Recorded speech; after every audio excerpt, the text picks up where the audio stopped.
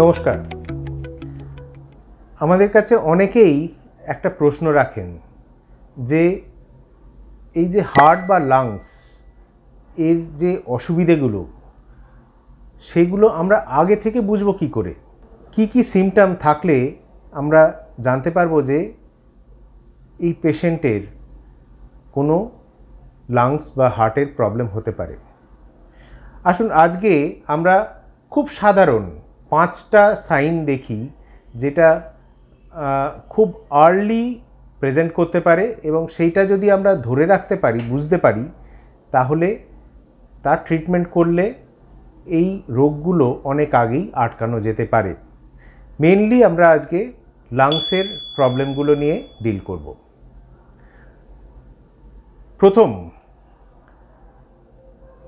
খুব কমনলি আপনি একটা জিনিস দেখে থাকবেন যে আপনার বাড়িতে বয়স্ক যারা আছেন তারা রেগুলার যেরকম লাইফস্টাইল লিড করছেন, হঠাৎ করে দেখবেন যে আস্তে আস্তে সেই জিনিসটা করতে চাইছেন না। যেরকম ধরুন আপনার বাবা রেগুলারলি সিঁড়ি বেয়ে 1 তলা থেকে 2 তলা যেতেন বা 3 তলা উঠতেন, তো হঠাৎ করে দেখছেন যে উনি 1 তলা 2 তলা বিশেষ করতে চাইছেন না, বলছেন যে টায়ার্ড লাগছে।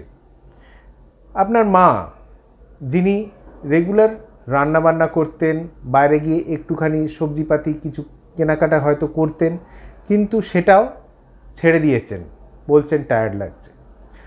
ওনারাও ব্যাপারটাকে না গুরুত্ব দিচ্ছেন না, কিন্তু গুরুত্বটা আমাদের দিতে হবে, কারণ এইগুলো হচ্ছে আর্লি সাইন যে ওনারা যে এক্সারসাইজ ক্যাপাসিটিটা ছিল সেটা কমে যাচ্ছে। এবং এটা সবসময় যে একটা শ্বাসকষ্টের জন্য হচ্ছে সেরকম না, কারণ শ্বাসকষ্টটা অনেক দিন পর আসে। খুব আর্লি ফ্যাটিগেবিলিটি বা আর্লি এই এক্সারসাইজ ইনটলারেন্স, এগুলো কিন্তু early sign for a heart or a lung problem. Second হচ্ছে পারসিস্টেন্ট ন্যাগিং কাফ। খুব কমন যে সপ্তাহ 2 হয়ে গেছে যে কাশি কমছে না,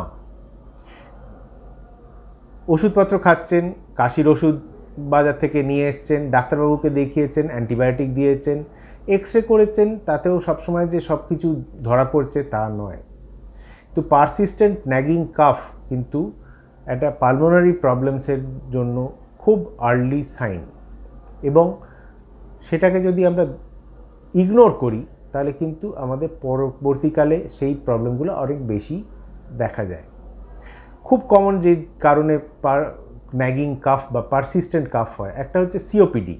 যারা স্মোকার তাদের ক্ষেত্রে তো বটেই সিওপিডির চান্স অনেক বেশি। যারা নন স্মোকার বা অনেক দিন আগে কুইট করে গেছেন তাদের ক্ষেত্রেও সিওপিডি হওয়ার চান্স থাকে। এছাড়াও লাংসের বিভিন্ন রোগ যে কাফ নিয়ে প্রেজেন্ট করে, ইভেন যদি কারোর টিবি হয়ে থাকে, সবসময় যে তার জ্বর আসবে বা তার বুকে জল জমবে সেরকম না। Calf is a very common indicator যে তার কিছু একটা প্রবলেম হয়েছে। লাং ক্যান্সার যদি আমাদের এই যে এয়ারওয়ের মধ্যে যে ইরিটেশনটা হচ্ছে সেটা যদি আমাদের লাং ক্যান্সারের জন্য হয়, কোনো টিউমারের জন্য হয় বা কোনো অন্য কোনো কারণে হচ্ছে যেখানে আমাদের এই এয়ারওয়ে ইরিটেবিলিটিটা বেড়ে গেছে, সেক্ষেত্রেও কিন্তু আমাদের চিন্তা করা প্রয়োজন। তো কাশিটাকে কখনো ইগনোর করব না। 3 নম্বর, ব্রেথলেসনেস। যে কাজটা রেগুলারলি করছিলেন খুব স্মুথলি, সেই কাজটা করতে গিয়ে হাঁপিয়ে যাচ্ছেন, সিঁড়ি দিয়ে উঠতে গেলে হাঁপিয়ে যাচ্ছেন, কোনো রকম বাড়িতে হাঁটাচলা করতে গেলে হাঁপিয়ে যাচ্ছেন, এটাও কিন্তু একটা সাইন যে আপনার লাংস বা হার্টের অসুবিধে হচ্ছে। কখনো ব্রেথলেসনেস ইগনোর করবেন না, কারণ ব্রেথলেসনেস মানে হচ্ছে কিন্তু ডিজিজটা অনেকটাই প্রগ্রেস করেছে, যেখানে আপনার এই ব্রেথলেসনেস শ্বাসকষ্ট শুরু হয়ে গেছে। 4 নম্বর হচ্ছে আনএক্সপ্লেইনড ওয়েট লস। হঠাৎ করে দেখবেন যে খাওয়া দাওয়া অ্যাপেটাইট কমে গেছে, খেতে ইচ্ছে করছে না, ওজনটা চটচট চটচট করে কমে যাচ্ছে, যতটা এত ফাস্ট আমরা আগে অনেকবার ওজন কমানোর চেষ্টা করেও হয়নি। জানবেন যে এই যে আমাদের শ্বাসকষ্ট হয় বা যে এই ব্রিদিংয়ের যে কাজটা, এই ওয়ার্কলোড অফ ব্রিদিং, এটার জন্য অনেকটা কিন্তু এনার্জি ক্ষয় হয়, এবং এই এনার্জি ক্ষয়টা যদি আমরা রিপ্লেনিশ না করি আমাদের ডায়েটে, তাহলে আমাদের শরীরে নিউট্রিশনের অভাব হয় এবং আমাদের ম্যালনারিশমেন্ট বা ওয়েট লস হতে পারে। ফিফথ, আর একটা খুব চিন্তার বিষয়, সেটা হচ্ছে যে রাত্রিবেলা আপনার যদি দেখেন যে কারোর কাশি বাড়ছে, শুলেই কাশিটা বেড়ে যাচ্ছে,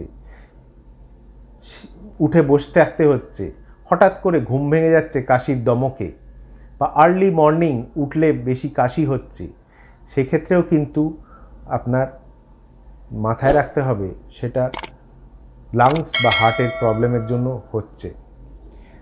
যেখানে আপনার এয়ারওয়ে কম্প্রেশন হচ্ছে বা আপনার ফ্লুইড ওভারলোড হচ্ছে, যখন আমরা ঘুমিয়ে পড়ি আমাদের হার্টের ওপর চাপ অনেকটা বেড়ে যায়, যার জন্য ফ্লুইড ওভারলোড হয় এবং সেটা হার্ট সামলাতে পারে না, যেটাকে আমরা অর্থোপনিয়া বলে থাকি। শুলে আপনার অসুবিধে বাড়ছে।